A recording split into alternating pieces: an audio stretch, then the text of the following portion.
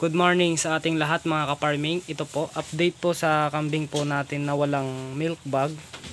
Ito, wala pong milk bag ang ating kambing at hindi ko po alam kung siya po ay buntis.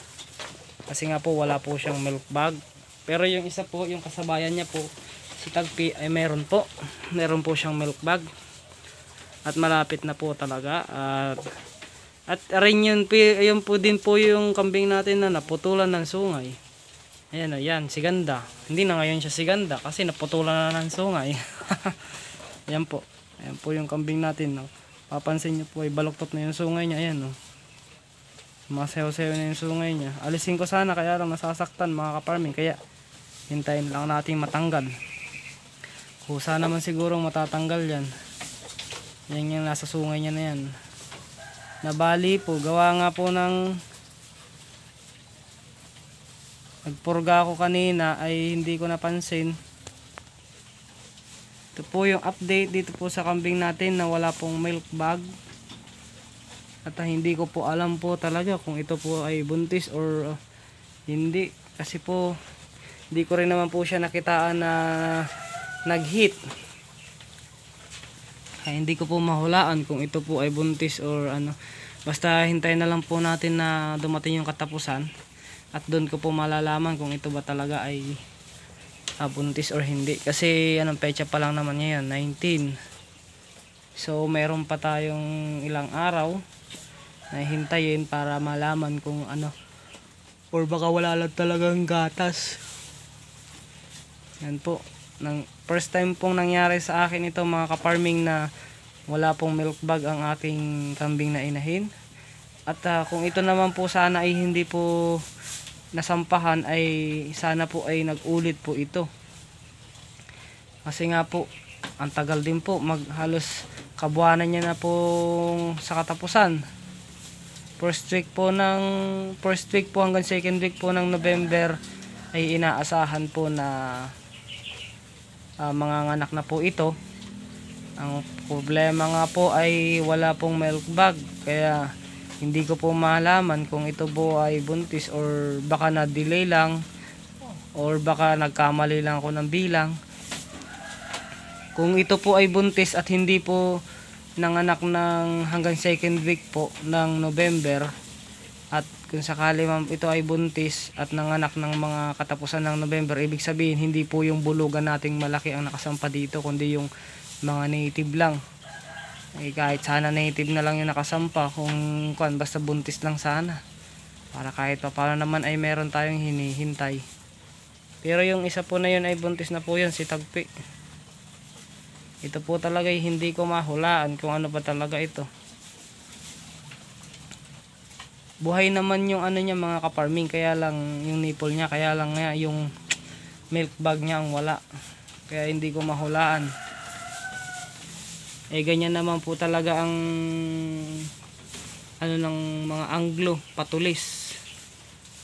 Kaya hindi mahirap din tignan kung hulaan kung buntis ba talaga to, hindi.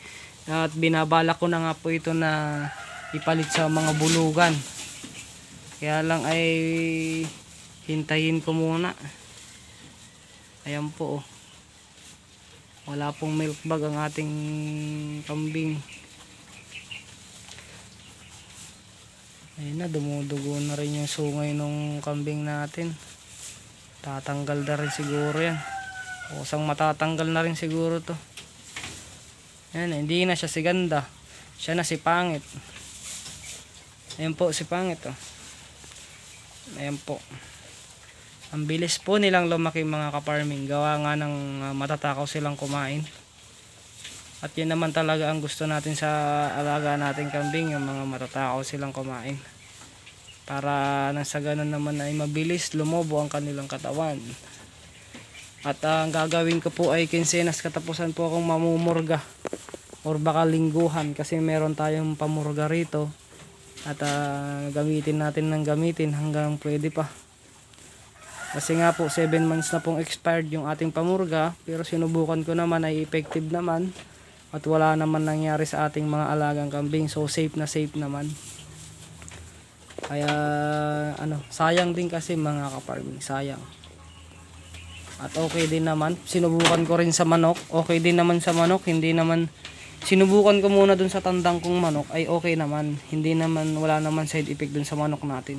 1 ml ang linagay ko. So, matapang na yun kung tutuusin para sa manok yung 1 ml. Pero okay naman. Pero dito sa mga kambing natin na dumalaga ay 2 ml lang ang binigay natin. Yan po. Ito po ang milk bag niya. Di ko alam kung buntis ka or hindi. Hintayin na lang kita. Yan lang po mga ka-farming. Katapos lang din po natin magpakain ngayong tanghali. Tanghali ko na po sila pinakain mga alas 9. So mag-alas 10 na po. At ang sunod na nitong pakain natin ay alas 3. Yan po mga ka-farming ang ating kambing. Update po sa ating mga alagang kambing.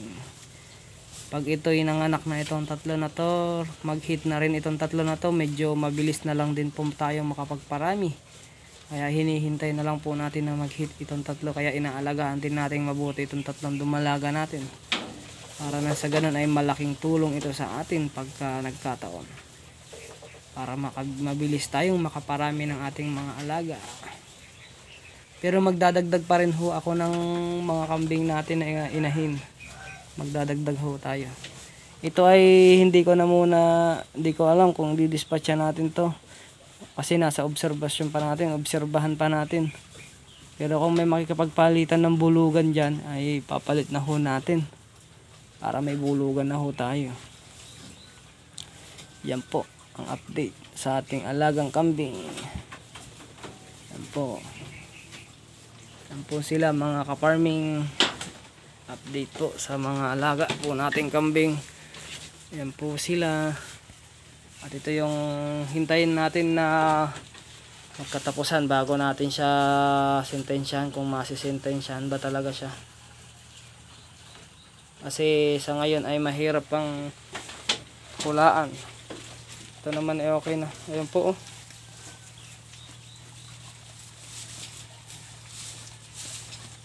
Bali yung sungay ng kambing natin. Nauhulog na yung sungay niya.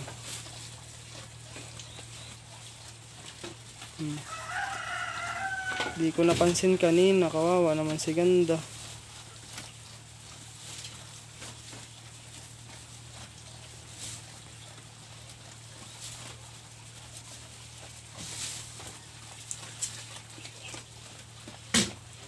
Yan po. At ito naman po yung kambing natin. Hintayin na lang po natin na magkatapusan. Hanggang first week lang po ang palugit nito sa akin. At pagka hindi ay isaswap po natin ito sa bulugan or sa dumalaga or sa buntis ng kambing. Bahala na sa buhay niya. Yan lang po ang update dito sa aking kambingan mga ka-farming. Po, suportahan nyo pa rin po ang aking vlog. At malapit na rin po ito si Tagpi. Tagpi na lang ang pag-asa kong makapanganak. At sana naman ay dalawa ang ianak ni Tagpi. Para nang sa ganun naman ay kahit paano ay makabawi-bawi man lang tayo kay Tagpi. So yun po mga ka-farming. Negative yata tayo dito. Hanggang dito na lang muna mga ka-farming.